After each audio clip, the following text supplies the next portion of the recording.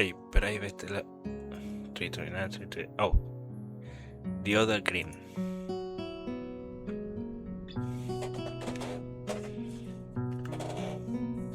Wait, is it this one?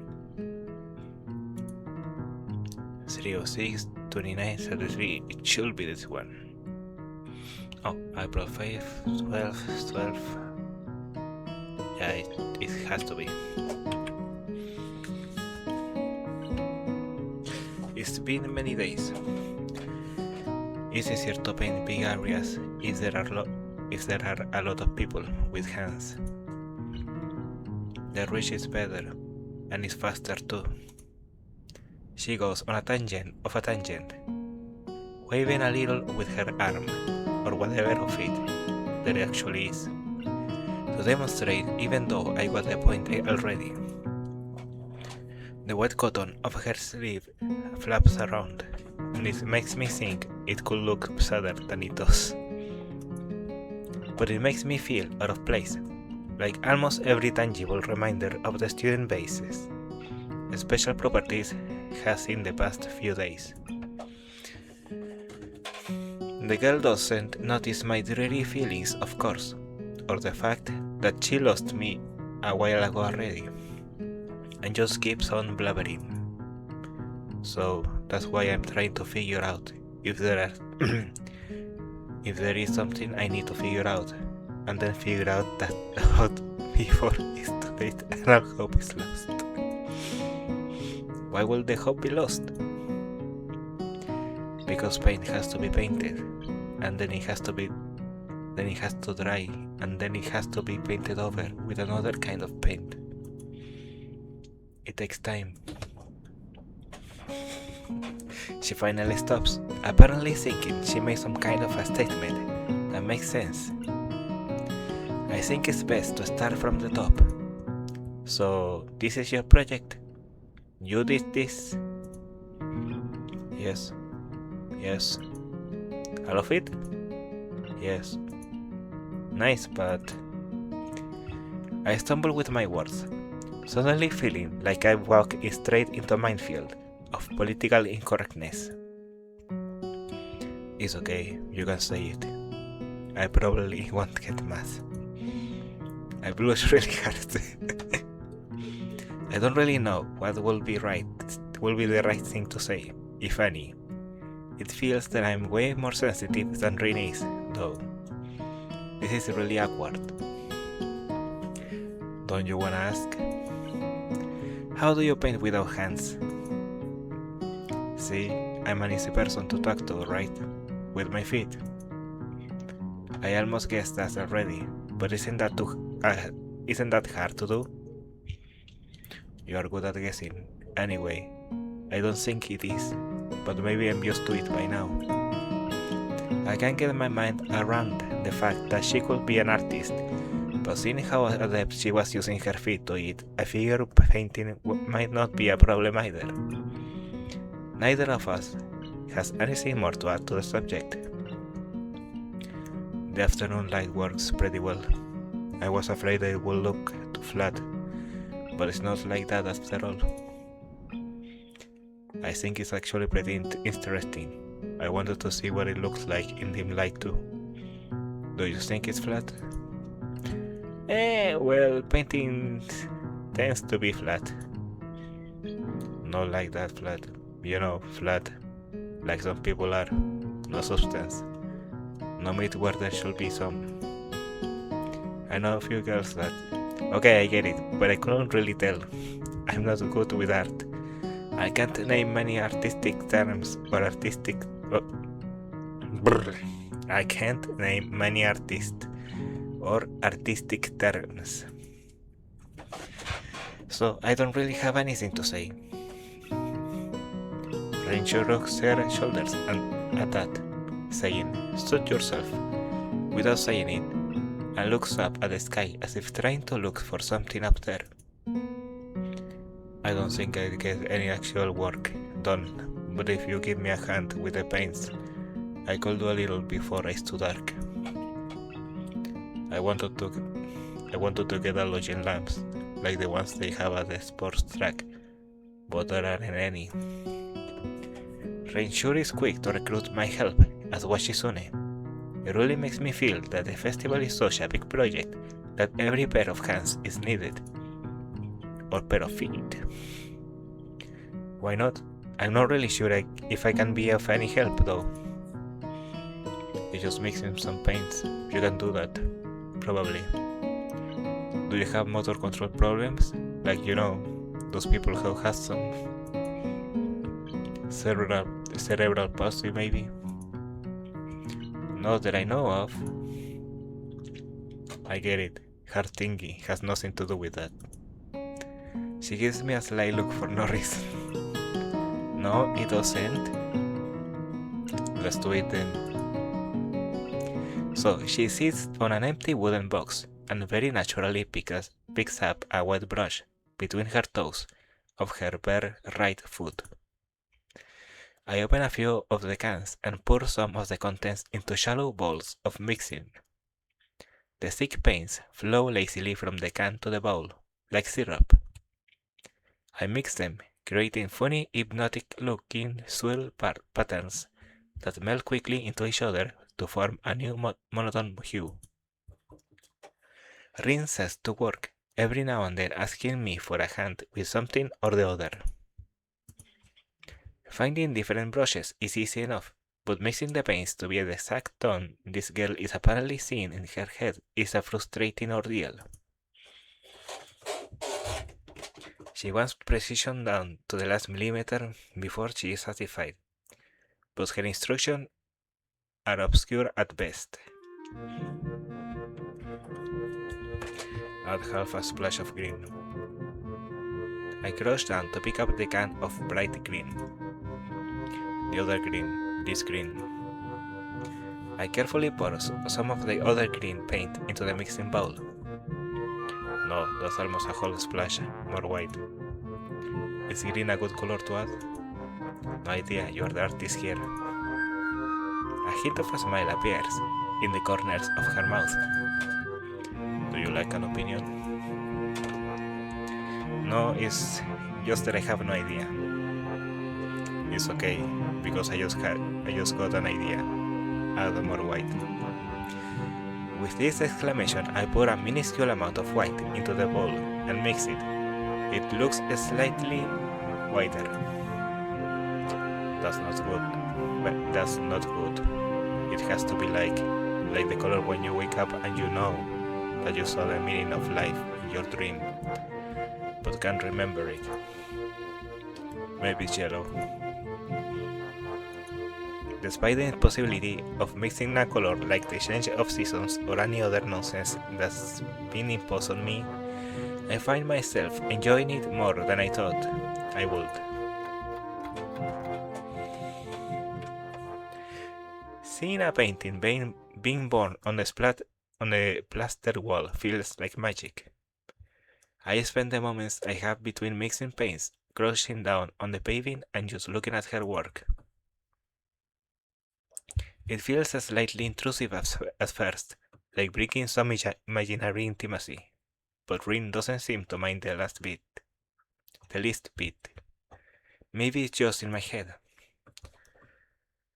Her entire presence emits a completely different air as she patiently works the details, adding layers of paint on top of other layers of paint, steadily moving her foot across the wall to add new shapes. When I manage to produce a passable mixture of paint, the rare smile on her face is oddly rewarding.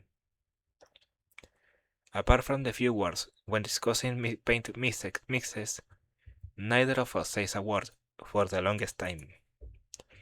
And even though short discussions soon evolve into a shorthand, both of us developing and using weird impromptu code, words for various paints and hues. As if there was some need to conserve words and breath and sound.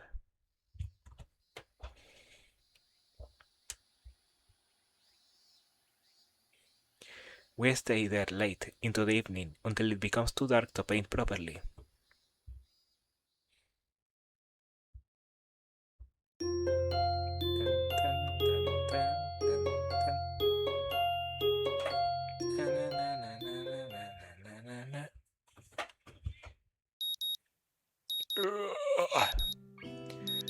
The sound of an alarm pulls me out of a pitiful slumber and into the unpleasant state of wakefulness.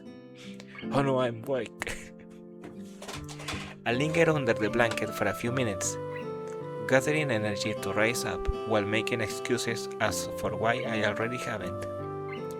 Honestly, I wouldn't mind staying here for all day. School is surprisingly exhausting after a long pause, and the culture shock still has not faded, I think. Wait. Wait a second.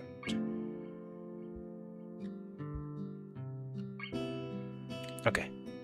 Still, despite getting an impression that skipping class is easy here, I don't think they are going to let me get away that easily. And the nurse is bound to keep breathing down my neck with the talk of exercising as well. So eventually I do rise up, swallow the morning medications and put on my old soccer clothing. Thanks to my condition, I was exempted from taking part in gym classes at Yamaku, so I didn't get issued with a gym outfit. I'd order some to cover such a contingency, but wearing my old soccer clothes is kind of nostalgic. I can't use them for that anymore, so maybe they can get a new life this way, a bit like me.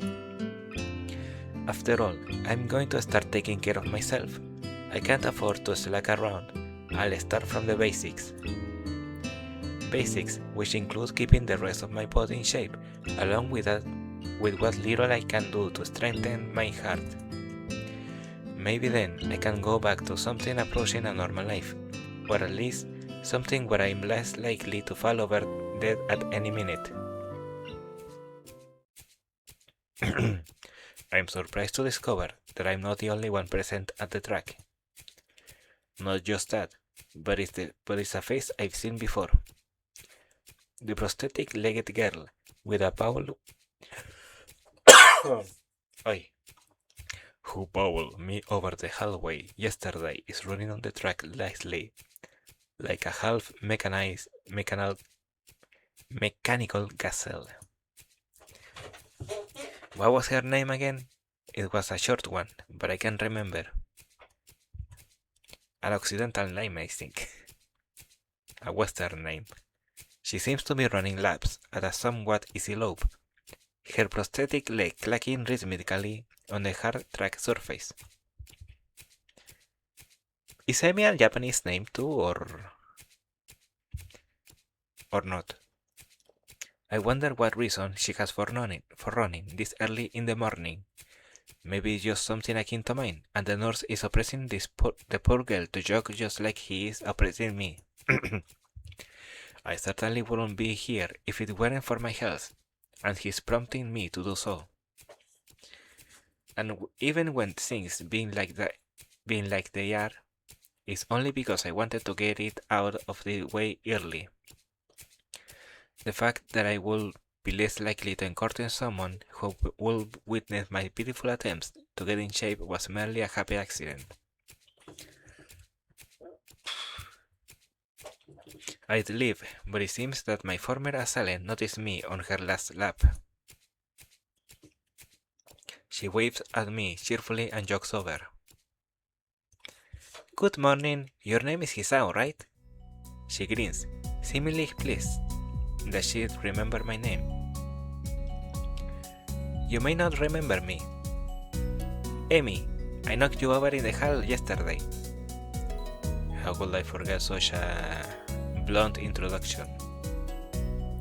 Amy has the decency to look vaguely apologetic for a moment before jiggling. Yeah, sorry about that. Again. Well, so long as you don't make a habit of it, I suppose I'll be fine. Great! I'm not sure she realized I was joking. So the spy consultant the nurse was talking about, is that actually you? That's right. Oh. I was expecting someone from the nursing staff, to be honest. What? Are you saying I don't look like I could be a spy? No, this is more like a relief. I was afraid he would have someone to watch me every move. Unless you are here to do unless you are here to do exactly that. No, I'm here for my own reasons. The nurse just asked me if I had seen a messy hair transfer student who looks like he's kinda lost around the track.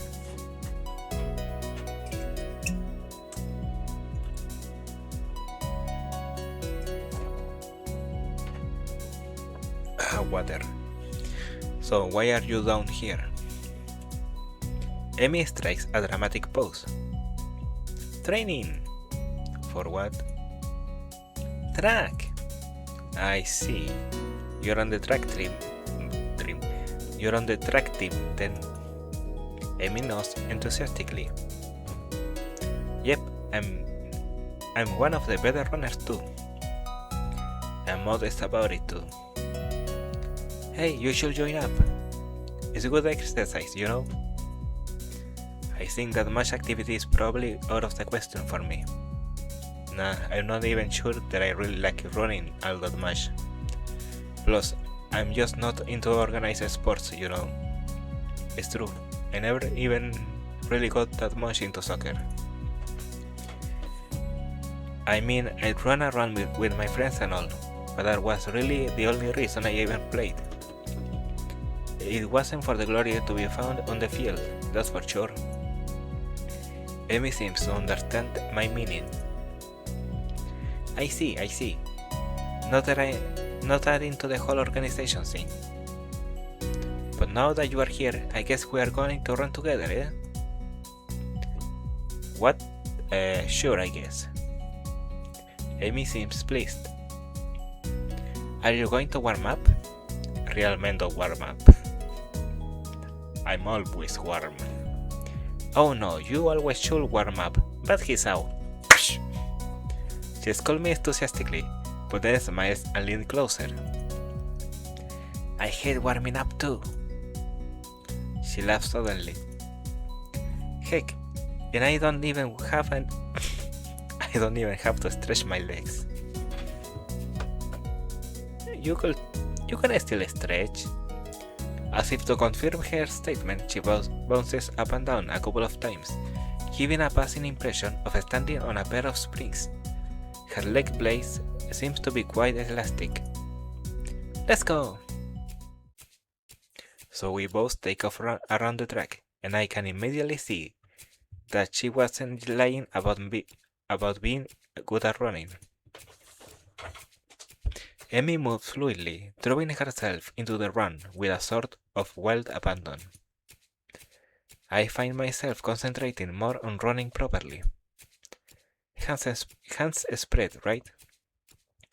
And something about hitting on the balls of your feet, rather than the heels. I try to match my stride to Emi's, but it's pretty difficult. Apparently, I'm not very good at it. Maybe Emi could help me with that sometime.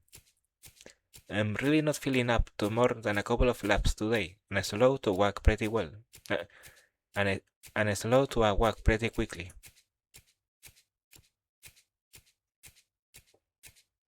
Emi keeps running and doesn't seem to notice I've stopped until she passes me a second time. She quickly skids to a halt, breathing steadily in contrast to my own somewhat gasping demeanor. Finish already? I hang my head ruefully. Yeah. I'm not very good in shape right now.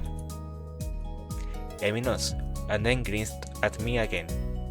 She seems to do a lot of smiling. Well, the important thing is you started, right? Next time, you just have to try to hold out longer, and then longer, and longer, and eventually you'll be great. I'll keep that in mind. But I think right now I'm going to go get ready for class. Sure on you? Emi shrugs unconcernedly. Nah, I've got plenty of time. I notice she's not wearing a watch. Are you sure? Another careless shrug. Pretty sure. Not really, but I've got to finish my routine. See you later, Hisao. Yeah, see ya. I'm not so sure whether this morning's experiment was a success or a failure, but I'll admit that I do feel slightly good about getting out there this morning. And like Emi said, I just need to keep at it in order to get better, right?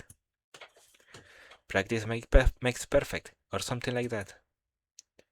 It's nice at least to feel like I've taken some semblance of control over my own health. I'll have to try to keep this up. I head back to the dorms to wash and change into my uniform, trying to resist the urge to take a really long and hot shower.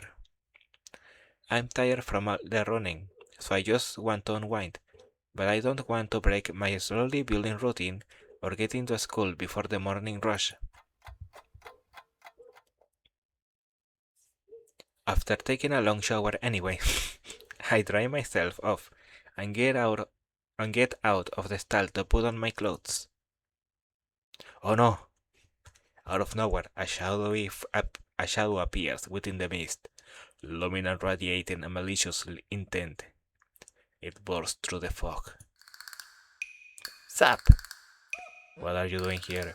What the hell? You scared me! What's your problem? I should be asking you that! I've been looking out for you all over the place, man! What do you mean, all over the place? I want to ask if he's been looking for me like that, stark naked, but hold my tongue back. I finally realize I'm still naked too, and quickly hold up my shirt in front of me, but Kenji doesn't seem to notice a thing. I don't think he can see that. His glasses are fogged up, but then why doesn't he wipe them off? Is his vision so bad it looks like it's like he's perpetually seeing through fog? He has cataracts. You know, your room and yeah, that's it. Hey, I mean, I still had to get up, though whatever. It's not important. Can I borrow some money? He puts on an innocent face and looks away, trying very hard to look very casual. It doesn't work. He's as transparent as his window pane-sized glasses.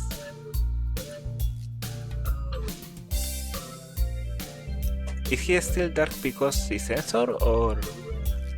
I don't remember if you could see most of it in the version I played. Like his willy was still covered though, but it wasn't completely black. Talking naturally like this, wearing nothing, feels awkward. Actually, it's even more awkward to be naked in front of someone when they can see me being naked, to say nothing of the fact that he's naked as well. I try to brush the feeling off, with little success. Money? Sure. Awesome! Wait, why do you need it? Can you just give it to me because I had the goodwill not to run through your pockets while you were in the shower?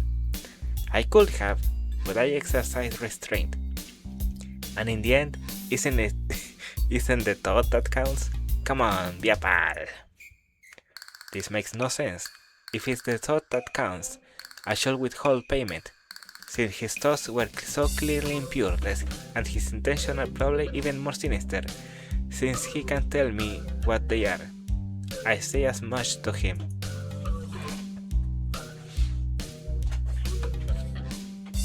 I'm offended, man, but if you're... Oy. Lunch. But if that is your game, then fine, I guess. I have no choice. I want to order a pizza. And I already have most of the cost of the pizza, and I need your help for the rest. I guess somos the pizza tour, right? Oh. Are you serious? Yeah, I will give you some, but you have class. You don't have you don't have time to eat a pizza. What about you? I'm not going to class. I have to wait for the pizza and pay the guy, and then eat it. It's not easy. You have to obtain the pizza stealthily. If you don't, everyone will see you and the pizza, and they will ask you for a slice. It's a hard world out there. Everyone wants a piece. Then you are left pizzaless in an unforgiving world. It's happened before. That's how I know. Every day I plan my vengeance, so that when the people who wrong me order a pizza, I will be there, ever vigilant. Kenji strikes a dramatic pose, completely without irony. But yeah, I only need like 400 yen, please. You are my only hope. I can't go outside and buy my own pizza, it's too far. I try not to go out unless it's absolutely necessary. Let me tell you what happened the last time I went out without carefully planning out in advance. I was outside. I can remember what I was doing. Something. Standing? Maybe wondering how I got there. And then, out of nowhere, it happened. Like a flash of lightning, split in the sky. Like how you split a sandwich into 2 equal pieces to make it more manageable to hold and eat. A bird grabbed in my head. It was the second most shocking moment in my life. What was the first? He ignores me and keeps going. I want to grab him and shake him. Is he trying to keep momentum? I'll go with that, even if it's more likely he just didn't hear me. It was like the opening to some kind of anime show. You know how there is always a part where the main dude is fighting his rival, and they fly at each other and clash swords, and there's like big dramatic color auras and sounds. It was like that, but with poo. Okay. So yeah, I need some money, please. Don't leave me hanging, man. I only need like 1000 yen. I thought it was 400. Okay? What? I'll pay you back, I swear. You better. That's what it means to borrow stuff. I don't know when I'll be able to pay back. You have 1 week. Ah! Kenji winces and makes a noise like a dying cow. A particularly disturbing fact, given that his patron is conducting freely. Whoa, whoa, whoa. You're not supposed to be so tight-assed about money between brothers in arms, man. Men have it bad enough as it is.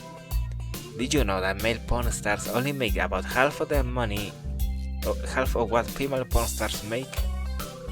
Well, people want to see the females, not that doesn't mean anything unless you are a porn star. So maybe I am a porn star, on the side, struggling to make ends meet, as I fight the feminist agenda. And you can't even spot me at your crumbs, you bastard? Nobody understands, nobody! Will all feminists be against pornography in the first place? This feminist agenda stuff again? This stuff is important. I can see that you don't give a shit, but this is serious here. Feminists are a dangerous enemy, make no mistake. You take them lightly, and you'll wake up in the morning with a knife in your back. BAM! Out of nowhere. How do you wake up in the morning if someone stabs you in your sleep? Women are terrible at stabbing. I thought you just said don't take them lightly. Well, I mean it. Don't take them lightly for the big things. Individually, they are not a threat. But if there was some kind of war, like a big war, with men on one side and the feminist forces on the other side, it will be pretty ugly. And that day will come, when the feminists come out of their central top secret worldwide feminist headquarters and say, "It's on now, motherfuckers!" You're being ridiculous. There's no big worldwide feminist headquarters building. Where will they even hide that? I mean, it'd have to be a massive. You couldn't hide that on Earth. someone will notice a big fortress with women only in it. Who said it was on Earth? I turn away from Kenji and start practicing frowning faces in a mirror so that I can figure out what kind of frown will best express my emotions. He can see me from this distance anyway, which unfortunately means that he just keeps on writing without any regard to sense or sensibility. Yeah, there is a war going on. A war not many know about, but it's a great one that will one day boil over and encompass all of the known world. Then we will have to pick sides. We will have to make a stand. In fact, it's happening right now. Imagine it, the bloody battlefield, a vicious conflict without end. I almost gave up when I thought this cast was silly, when I grew tired of the bleakness of our fight, when I mistook the time the power went out for a feminist raid and thought the end was near. But then I realized that if I gave up, it would be all over, and I was like, wow! And I knew I had to get serious, because I am the last sane man in an insane world. It's about duty. Must be pretty crappy movement if it all hinges on one naked guy ranting in a bathroom and another naked guy. So can I have the money? He's blocking the way out. It's getting cold because I am still naked and I want to go to class, so I agree to spot him the money. Awesome, thanks dude. We shall go bowling later on. Bowling? Yeah, it's the ultimate sport. There are almost no women bowlers either, making it almost the manliest sport. What is the sport with the less women? Should I wear my pink bowling shirt with matching shoes or the pastel green with flower accents? There are bowling clothes? Maybe. Anyway, you had better pay me back. I can pay you back in stuff, right? I don't have the time to ask him to elaborate on what that means. I don't know, I have to go to class. You're kind of in the way. Oh, sorry, yeah. I don't want to hold you up, and I have some stuff to do myself. The time has come. The time for what? I just like saying that. Okay, now the time has really come. For what? I have to use the bathroom, get off it. I was going to. And what does that mean? It's a big bathroom. So, I have to be alone, or I can't go. The pressure. Okay, what if someone else comes in? I'll think of something. I give him my practice frown, and it looks kind of silly reflected on his glasses. He either doesn't notice or doesn't see, anyway.